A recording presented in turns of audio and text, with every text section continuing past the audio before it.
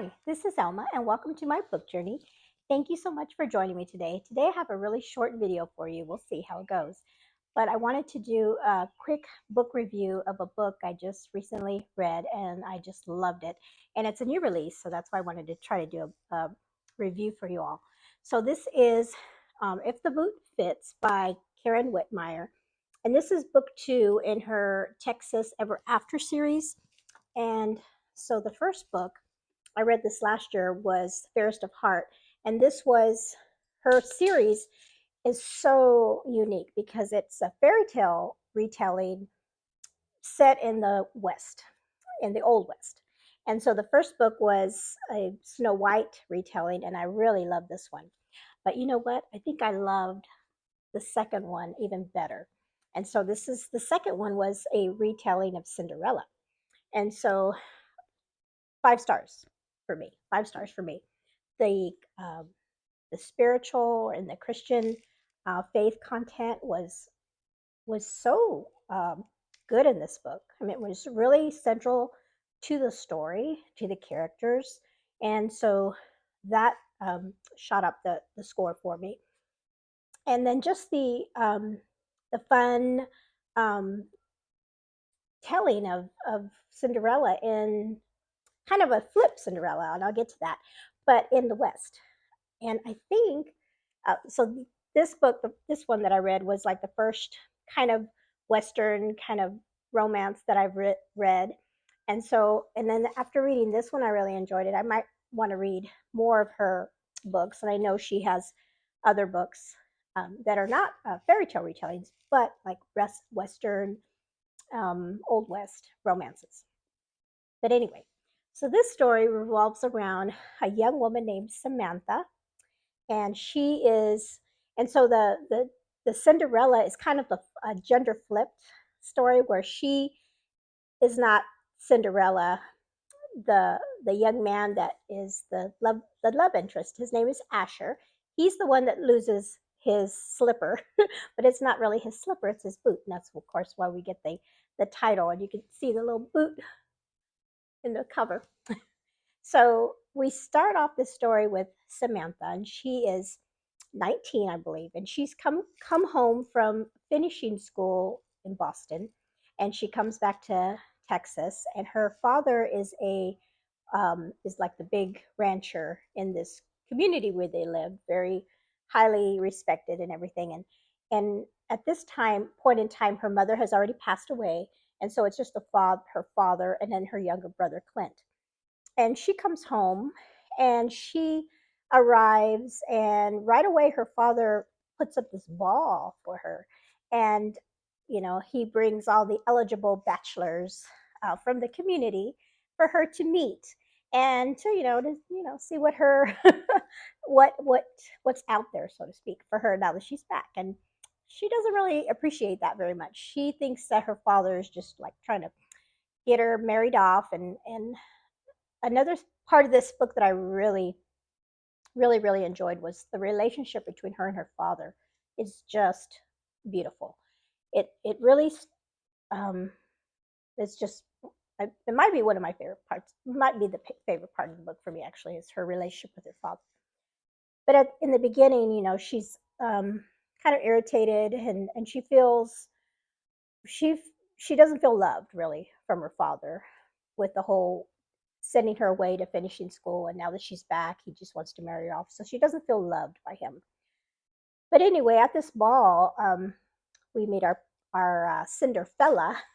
He is his name's Asher, and he is there at the ball, and because of certain circumstances that happen, his boot gets left behind, and so begins our story. And so it is it it is, a like I said, it's a wonderful story between her and her father, and then also her getting to know her mother, that has passed. And she had issues with her mother as well, because her mother kept her at a distance, and she always felt like her young brother was the favorite, because he was a young man, he was the heir to the ranch and everything. So she had that, even though she loved her brother dearly. So there's some family issues that she's dealing with as well. And then Asher is a great, he's a great guy. He is is he is living. He's not living. He came back to town to help his stepmother and his two half brothers, and his father, since his father had passed away, I think like 6 years ago, his stepmother is having a hard time, and he comes back to help her. And so we get the whole stepmother and well, they're not stepmother and half brothers in this particular story, and he's trying to help them to make it after, because it's just her and her boy and her young boys, so they're younger. And so he's helping them to maneuver after being evicted from their home and just working really hard. And then after, through this kind of mystery that comes up upon them, and she's at the center of it, Samantha is. And I really loved her character because I was telling my husband, when you read books sometimes and they find out something, they uncover some secret or they uncover something. And a lot of times in books, you see that they keep it to themselves. They don't tell anybody. It's like, this is important. You need to tell somebody about this. As soon as she finds out about stuff, she tells people. She tells somebody, or specifically Asher. She tells them. Or she tells somebody, and I mean, or she if she has to talk to somebody about something important, she doesn't sit on it and wait and go, let me. No, she just goes directly to her dad and talks to him. So I love that about her. She takes care of things, and things get resolved because she handles it so well. And her, like I said, her faith, her prayer life, she submits everything to the Lord, and just has faith and hope, and that whatever's happening, He's going to take care of her. And her faith is so strong, and that's one of the reasons I really really love this book. So this book, I think, came out last at the end of the month, so it's brand new.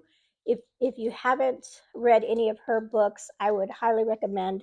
And like I said, she is the first one was really good as well. So, and you don't have to read them in order. Because they don't, you don't have to read them in order. So you can pick this one up first and then get the other one, and then she has, and sadly though, I did see that she has one more book in this series. And let me get to the back, because it's called what oh, I forgot to write it down, but it comes out in December.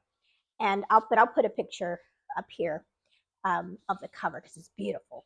And that one comes out in December, and it is a retelling, again in the West, of of Little Red Riding Hood, and the cover's beautiful with the red cape and everything. So I think it's like a mix of Little Red Riding Hood and Sleeping Beauty. I think it's like a cross between them. I do know it's regarding a young girl that has been living with her grandmother, and then she needs to travel back home to get her inheritance. And there's a Pinkerton that's assigned to her to help to get her through the West, or the countryside, or whatever. Get her where she needs to go, right, safely, because there's probably the big bad wolf, somebody playing the big bad wolf that is going to be causing problems.